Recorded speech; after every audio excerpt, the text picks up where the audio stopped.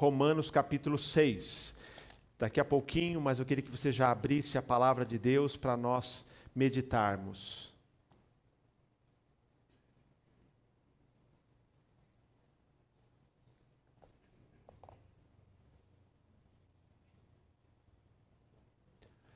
Comecei na semana passada uma nova série.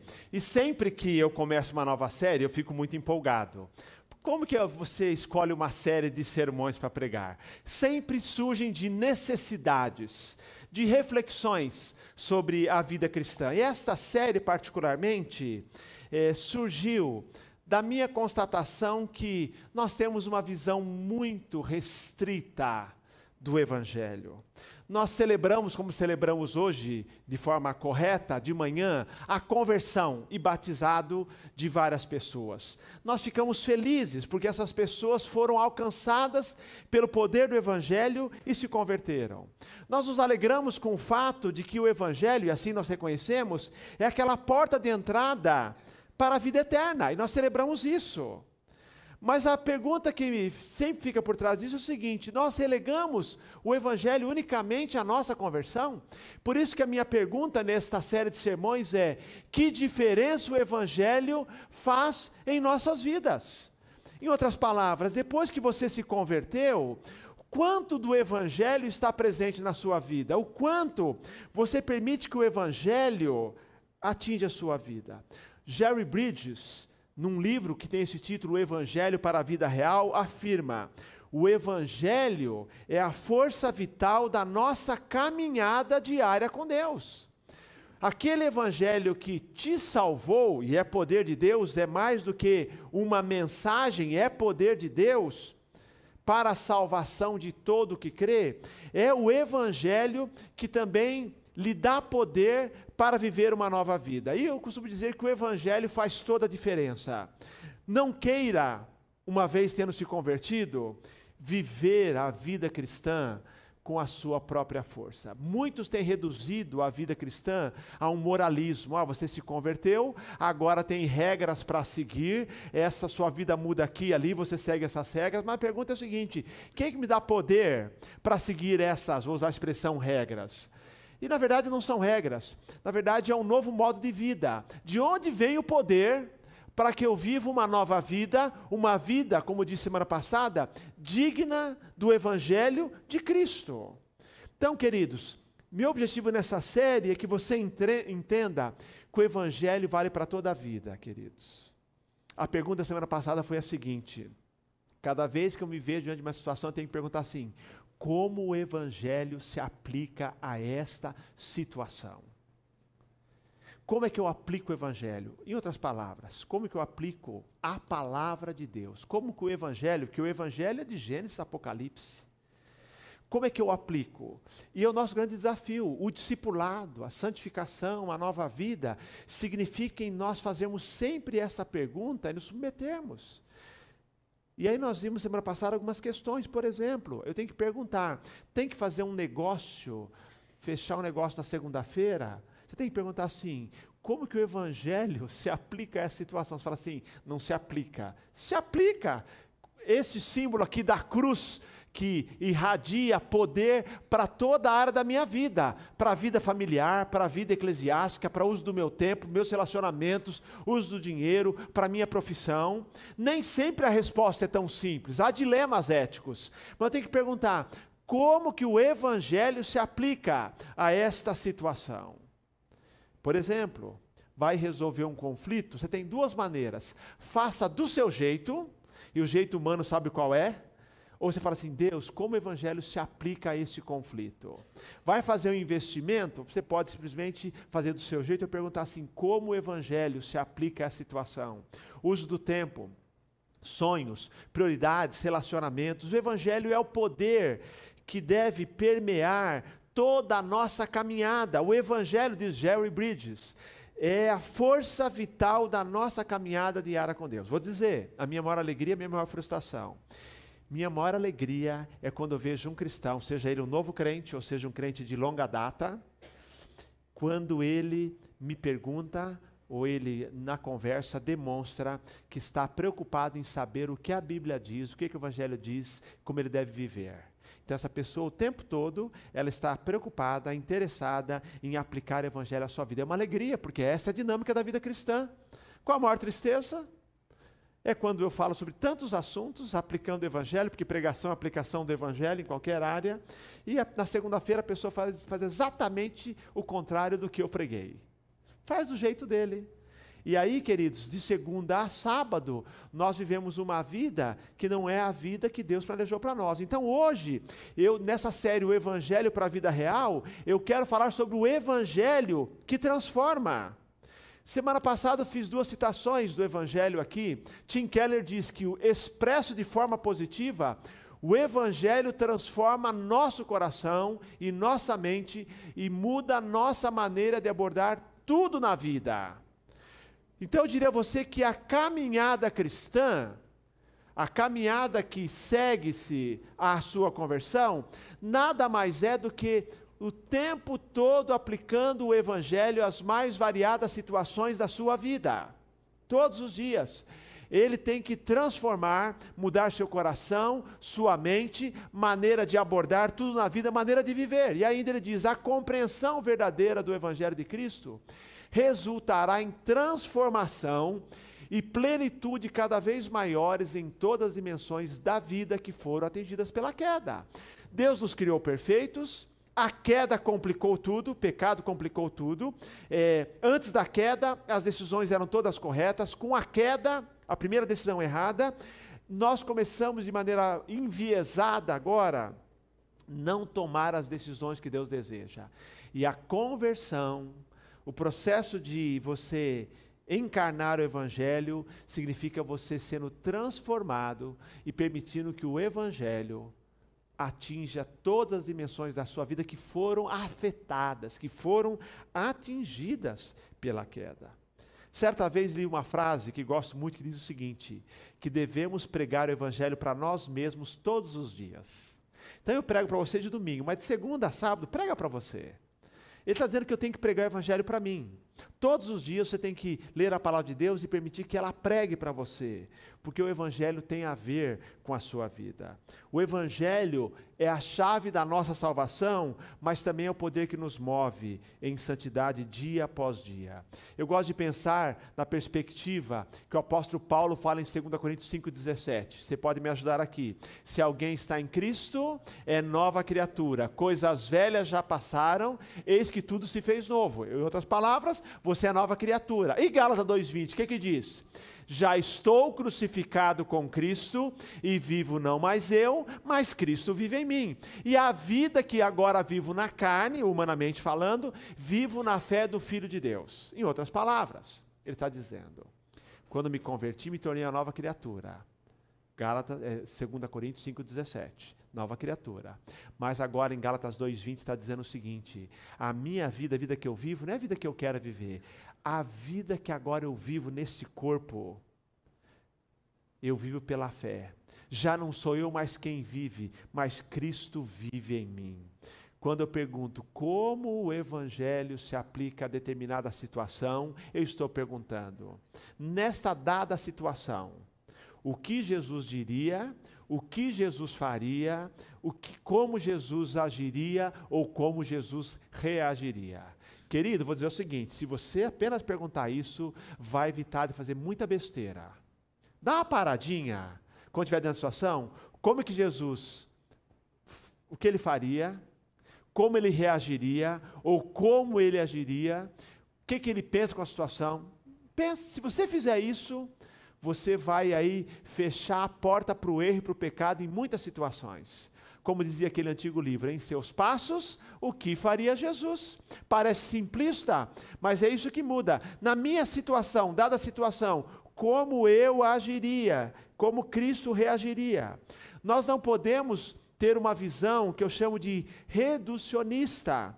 É fácil para nós vermos a vida cristã com tudo a ver com frequência à igreja, oração, leitura da Bíblia, mas A vida cristã e o evangelho têm relação não só com as questões chamadas, entre aspas, espirituais, porque na vida cristã, secular e sagrado deixou de existir. Na verdade, o evangelho tem a ver com o meu trabalho, com a minha família, com os meus relacionamentos, com as minhas opções de recreação, com o uso do meu tempo, do dinheiro, meus sonhos, meus planos, minhas motivações. Tem a ver, de maneira mais abrangente, com a cultura, com a economia, com a política, com o sexo, tudo, queridos, tudo. O evangelho precisa permear toda a nossa vida, desafiador, mas isso é vida cristã. E eu quero hoje fazer a pergunta para você assim, aqui, ó. Qual o sabor desse bolo? Hã? Quem responde para mim? As boleiras. Tem boleira aqui? Tudo compra na casa do bolo, casa da sobremesa. As mulheres de hoje são modernas demais. Então, as irmãs aí com mais de 50, por favor, me ajude. Qual o sabor desse bolo? Chocolate branco, a Marlene falou. Vamos lá. Hã? Abacaxi. Aqui o Eugênio, entende de bolo. Entendeu? Obrigado. Quem mais? Hã?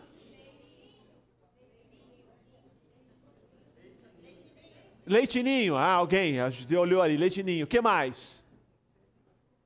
É bolo de cereja. Tem cereja? É bolo de cereja, olha lá, não tem cereja lá em cima? Muitas vezes a vida cristã é assim. Então, que bolo que é esse? Que bolo que é esse? Aquele sim, aquele deve ser um bolo, nem sei o que é. Aquele é um bolo cremoso de coco com cereja. Esse aí, que bolo que é esse? Chocolate com cereja. Este, tá? Esse eu nem imagino, tá? A grande questão é, por que um bolo tem uma cereja em cima, ele se torna bolo de cereja? Não. Na nossa vida cristã, quando você vive a vida do seu jeito e coloca a cereja chamada evangelho em cima, pode parecer bolo de cereja, mas não é bolo de cereja. Não é vida cristã. Não é vida cristã. Então, esse é bolo de cereja. Foi no mínimo, eu entendo de bolo, 200 gramas de cereja. E cereja em cima. Porque eu peguei a receita. Isso mesmo. 200 gramas de cereja em calda. Então tem calda de cereja. Cereja não é cereja artificial, não. Porque a cereja de hoje tem nos bolos de cereja de mamão verde. Entendeu? Nada disso. Mas é isso. Eu quero dizer a você essa ilustração, porque olha só, muitas vezes nós estamos tendo a nossa vida cristã. Nós estamos vivendo a nossa vida com o nosso entendimento, como bem entendemos, fazendo decisões humanas, e nós colocamos a cereja no bolo, que é o evangelho. Uma cereja em cima do bolo. O evangelho em cima da sua vida como um detalhe, não faz diferença. Quer ver um exemplo? Não adianta você de manhã ler um versículo bíblico e orar, ler a Bíblia e orar, mas durante o dia tomar decisões que não tem nada a ver com as escrituras sagradas. É cereja no bolo. Vida cristã é bolo de cereja pleno, é plenamente em tudo, tem que permear a cauda, tem que estar lá, queridos, em tudo. Não pode ser um bolo de chocolate, não pode ser aí um bolo de coco, não pode ser bolo de leitinho, nada disso, tem que ser na integralidade. E eu quero então, queridos, durante essa série, pensar com você sobre isso. O Evangelho diz respeito a todas as áreas da nossa vida. Eu tenho que perguntar como o Evangelho se aplica à situação. Vou dizer, nem sempre é simples responder, mas haverá o compromisso da minha parte, da sua parte, em fazer o melhor. Em agir o melhor, porque o Evangelho produz transformação. O pastor Jason Eilen diz o seguinte: o Evangelho redime e transforma toda a nossa vida. Li uma frase que diz o seguinte: se a sua religião não tem mudado sua vida, você precisa mudar sua religião. Mas eu vou fazer aqui uma paráfrase disso, dizendo o seguinte: se o Evangelho não tem transformado sua vida, você não está praticando o verdadeiro Evangelho. Você está, talvez, um evangelho antropocêntrico. Se o evangelho que você diz que vive não está transformando a sua vida, não está vivendo o evangelho. Então, por isso eu quero falar hoje sobre que existe a conversão, que é o início da transformação, mas a santificação, que é o processo de transformação. Quero ler com você Romanos capítulo 6, a partir do verso 1. Eu vou aqui ler alguns versículos. Versículos 1 a 4 nos falam da dinâmica do batismo como um exemplo da mudança em nossa vida. Diz o texto, Romanos capítulo 6, que diremos então? Permaneceremos no pecado para que a graça se destaque? Ou para que a graça de Deus abunde, seja abundante? De modo nenhum. Nós que morremos para o pecado, como ainda viveremos nele? Ou ignorais que todos nós que fomos batizados em Cristo Jesus, fomos batizados na sua morte? Portanto, fomos sepultados com ele na morte pelo batismo, para que como Cristo foi ressuscitado dentre os mortos pela glória do Pai, assim andemos nós também em novidade de vida. E ele vai prosseguindo até o verso 11, meus irmãos, dizendo que viver em pecado é incompatível com a nossa nova realidade, é a lógica do batismo. No batismo, o que aconteceu é que nós passamos pelo processo de morrer para o pecado, de ser sepultado para o pecado e ressuscitar para uma nova vida. Aquilo que aconteceu literalmente com Jesus, fisicamente com Jesus, acontece conosco espiritualmente.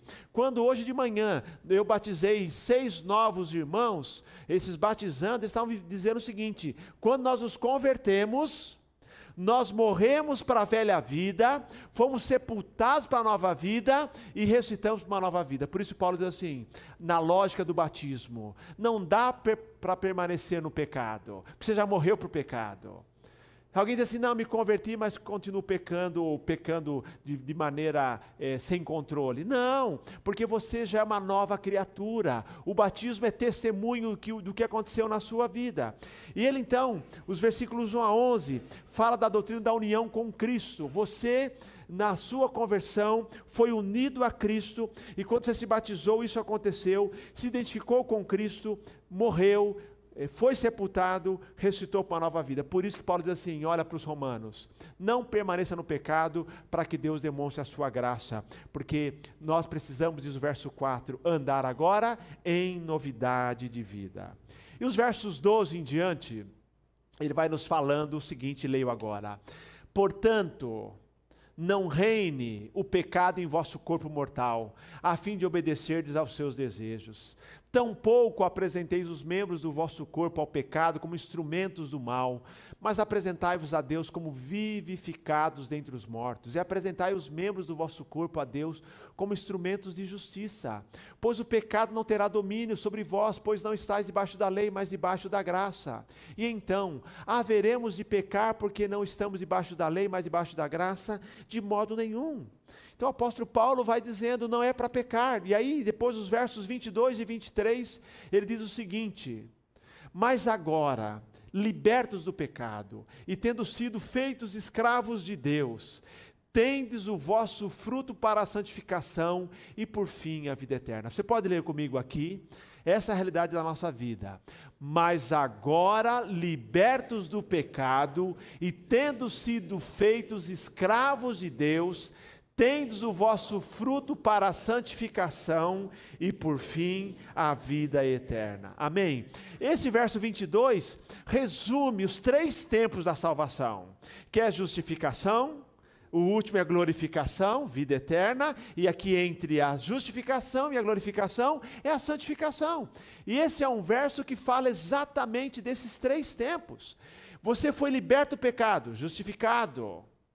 Você um dia vai ter a vida eterna, lá no céu, é a glorificação. Mas agora, qual o status atual? Você é escravo, você é servo de Cristo, você serve ao Senhor. Queridos, quero dizer a você, todos nós somos escravos de alguém ou de alguma coisa. E a palavra para o cristão é uma bênção, não tem coisa mais bonita do que falar sou escravo de Cristo. Porque, na verdade, é a verdadeira libertação. É a verdadeira libertação. No cristianismo, esta escravidão, esse serviço, na verdade, é a bênção de servir. Para imaginar a honra que alguém tem, por exemplo, de servir a rainha da Inglaterra. É um emprego que todo mundo quer, até eu queria. Entendeu? Porque é honra, alguém que serve, alguém que ele admira. Mas nós estamos servindo a nosso Deus, só que nós estamos agora, somos servos dele, somos escravos dele. Eu quero então pensar apenas nesse tempo presente, que fala que agora nós fomos feitos escravos ou servos de Cristo. E pensar que diferença o Evangelho faz em nossas vidas hoje. Vamos conferir alguns detalhes dessa transformação. Ele fala, fomos libertos do pecado. Libertos do pecado. Porque está dizendo que houve um tempo em que você era escravo do pecado. Em outras palavras, você praticamente não conseguia não pecar. Porque você era escravo, havia algo maior em você, mais forte em você, e você, por natureza, pecava. Mas ele diz que, com a nossa conversão, Cristo é nossa história, nós somos libertos. Isso já aconteceu, libertos do pecado. Fomos definitivamente resgatados do senhorio do pecado. O apóstolo Paulo descreve de maneira maravilhosa aos Colossenses. Fomos transportados do império das trevas para o reino do seu Filho amado. Você saiu daquele reino de trevas, o mundo está em trevas, o mundo jaz no maligno, mas ele nos transportou para o reino do Filho do seu amor. Essa é a realidade passada. Realidade presente, a santificação. Fomos transformados, fomos feitos escravos, servos de Cristo. Libertos do pecado, transformados em servos de Cristo, é o processo de santificação. Nós já começamos a nos tornar mais parecidos com Cristo Jesus. E esse processo vai de glória em glória, como diz o apóstolo Paulo, até o dia em que Cristo volta e ele completa a sua obra. Ninguém será totalmente parecido com Cristo, mas ele vai nos transformando até a sua volta. A realidade presente. Fomos libertos, já nos tornamos mais parecidos. Agora, queridos, é um grande desafio, porque ele fala depois que, por fim, é a vida eterna. Vida eterna, glorificação. Mas a realidade presente, qual é? Pode voltar lá no PowerPoint agora. Obrigado, Kleber. Nós somos transformados em servos de Deus ou escravos de Deus. As duas possibilidades de tradução. A palavra no grego, doulos, é escravo ou é servo. Mas está dizendo o seguinte, agora nós estamos servindo ao Senhor. Conversão implica numa troca de escravidão. Simplesmente não existe neutralidade. Quem se nega a ser servo de Cristo, está servindo alguém ou alguma coisa. Ou nós somos escravos, diz o apóstolo Paulo, nos versículos que eu não li aqui, entre os versículos 11 e versículo de número 22, ele fala que ou somos escravos do pecado e apresentamos nosso corpo para o pecado, ou somos escravos e servos da justiça. Com o nosso corpo, ou nós servimos ao Senhor, ou fazemos vontade da carne. E as escolhas que nós fazemos diariamente mostram isso. Não há terreno neutro. Paulo diz, verso 13, não ofereçam o seu corpo para o pecado. Queridos, não há terreno neutro. São dois senhores brigando pela nossa lealdade. E uma única forma de quebrar o poder do pecado é você dizer assim, eu vou servir ao Senhor integralmente. É a verdade bíblica que muitas vezes nós esquecemos, que Jesus é Salvador, mas Ele também é o quê? Ele é Senhor. E você devia amar servir ao Senhor, porque servir ao Senhor, ser servo do Senhor é proteção.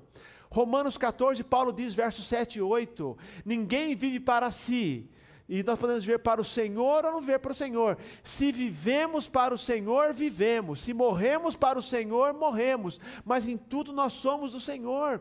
Ele é Senhor e nós somos servos. E quando nós vamos ao Senhor para sermos salvos, Ele também exige, Ele quer que nós sejamos seus servos. Ele nos recebe como seus seguidores. E aí o pecado já não manda mais em nossa vida. Sabe por quê?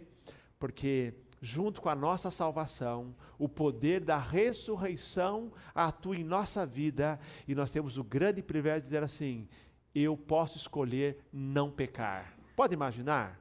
Você dizer assim, você recebe a tentação, e você não pelo seu mérito, sua força, mas em nome de Jesus, você pode dizer assim, eu não irei pecar nessa área. Nós pecamos em algumas áreas, mas nós podemos dizer para Satanás, porque na verdade há um poder habitando em nós, o poder redentor, é o poder do Evangelho que redime toda a nossa vida. Cristo é Senhor, Ele é meu dono, e Ele quer a obediência completa, Ele é proprietário da minha vida. Então dizer que Ele é Senhor da minha vida, é dizer que Ele é dono de tudo, como nós vemos lá, do meu tempo, da minha vida na igreja, da minha vida no trabalho, o meu dinheiro, tudo, queridos, tudo é do Senhor. Entendeu? O seu carro, novo ou velho, é do Senhor. Eu sei que alguns andam com um selinho no carro, aí vocês dizem, propriedade de Jesus. Muitos olham e não entendem. Mas talvez diga de maneira muito clara, a nossa vida tem um selo, propriedade de Jesus. O que eu faço com esse corpo eu não escolho, é o que o Senhor quer. Dizer que Ele é o Senhor é que Ele pode usar como desejar a minha vida, os meus membros e tudo que eu tenho, tempo, dinheiro, talentos, objetivos, tudo na minha vida, oportunidades, a minha vida. Entendeu? A pergunta hoje é, Cristo tem sido o Senhor da sua vida, a forma como eu e você estamos vivendo, demonstra que Ele já manda em cada área da minha vida. Eu tenho perguntado como o Evangelho se aplica a essa situação, eu tenho perguntado, Senhor, dono, o que o Senhor quer fazer nesta hora com aquilo que eu tenho, Senhor? Nenhuma área deve ficar fora do domínio do Senhor. Lembre-se, todos os quadrantes da sua vida. Há uma frase de um teólogo que foi também primeiro-ministro dos Países Baixos, Abraham Kuyper, que ele diz o seguinte, não há um único centímetro quadrado em todos os domínios da nossa existência, sobre os quais Cristo, que é soberano sobre tudo, não clame, é meu. Não há um único centímetro quadrado em todos os domínios da sua vida, da minha existência, da sua existência, sobre as quais Cristo, que é soberano sobre o universo, sobre a sua vida, não diga, é meu. Tudo é dele. Você pode até negar reconhecer esse senhorio, mas é ele. Agora, essa é uma frase maravilhosa para a nossa vida. Pode imaginar que ele olha para a sua vida, olha, tudo é do Senhor. Por isso você consegue pagar IPVA, IPTU, tudo mais, porque é do Senhor. Ele te abençoa. Ele está dizendo assim, tudo é meu. A sua família, os seus bens, mas mais do que isso, o seu sonho, a sua escolha de recreação, a sua vida sexual, todas as áreas, sua vida profissional, é a área do Senhor.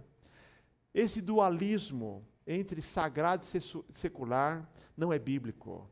Quando o Senhor entra em nossa vida, Ele entra para dominar tudo. Tudo pertence ao Criador, tudo. Ele é soberano, não há um único centímetro quadrado. Esse homem foi um dos homens mais influentes no começo do século XX, ali na região dos Países Baixos, particularmente na Holanda.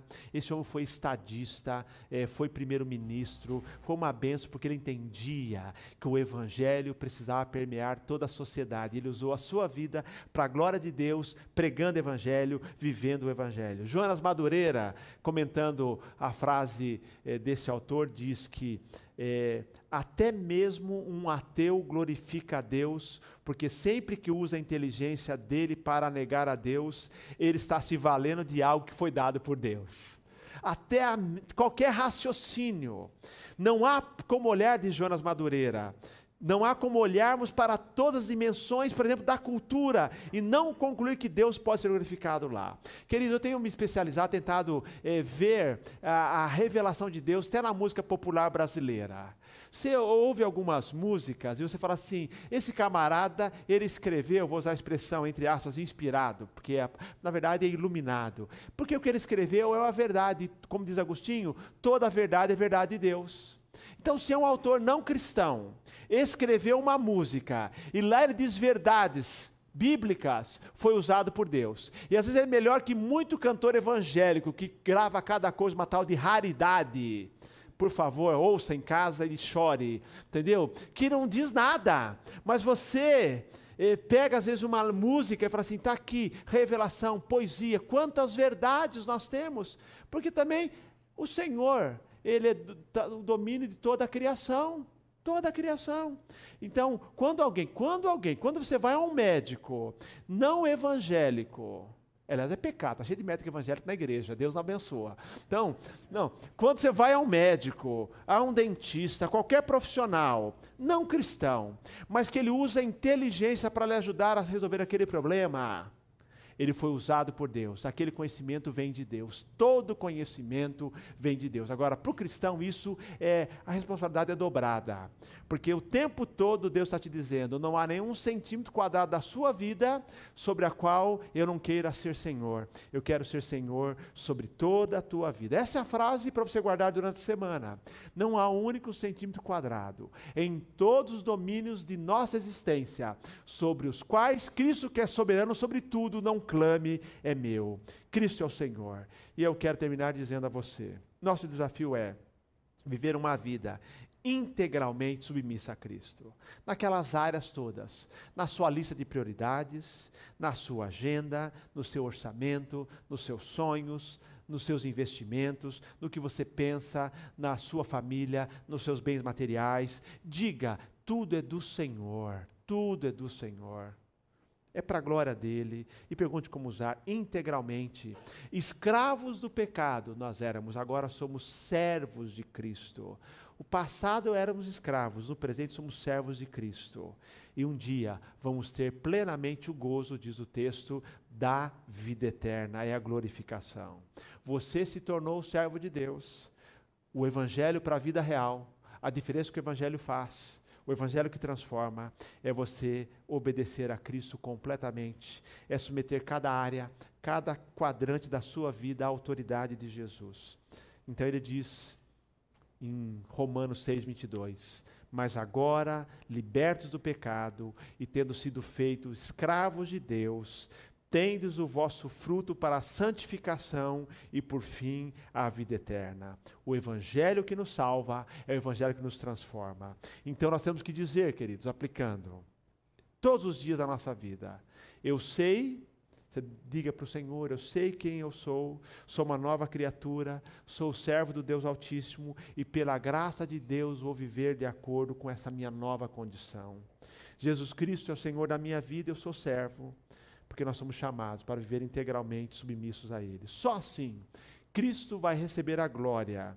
Eu vou dizer assim, não existe nada melhor do que ser um servo integral de Deus, de Cristo Jesus. Não existe nada melhor, porque é de fato uma submissão que nos traz vida. Que Deus nos abençoe a crer no Evangelho que nos salvou, mas crer nesse Evangelho que agora nos transforma a cada dia. Amém? Quero orar por você. Vamos orar, queridos. Deus de amor, eu quero te louvar e quero te pedir, Pai, que o teu Evangelho invada todos os quadrantes da nossa vida. Na nossa vida, hoje à noite, nós queremos dizer que o Senhor nem precisa clamar dizendo é meu. Nós a queremos render ao Senhor, dizendo nesse momento que a nossa vida, quem nós somos, tudo que temos, tudo que fazemos é do Senhor e queremos viver para a tua glória. Senhor, seja aquele que nos dirige todos os dias e que todos os dias o Senhor receba a glória pela maneira que nós vivemos. Obrigado porque o Evangelho que nos salvou é o Evangelho que tem poder para nos transformar. Em Cristo Jesus eu oro agradecido. Amém e amém.